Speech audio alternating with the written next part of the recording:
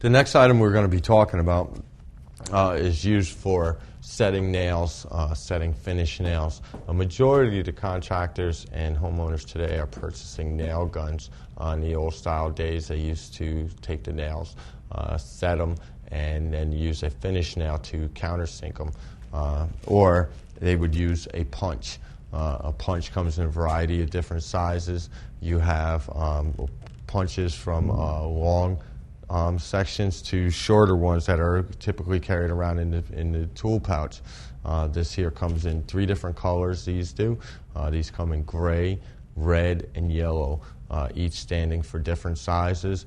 The tips, some of them have more of a rounded tip. The other ones have more of a pointier tip. The smaller the nail, the smaller the punch that you'll want to set the nail with.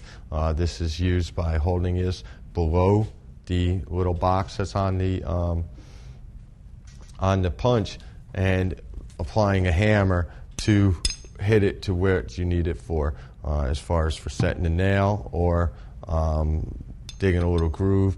It's, these 2 items here are used hand in hand. This is something here that is kept in your tool pouch and will always be used.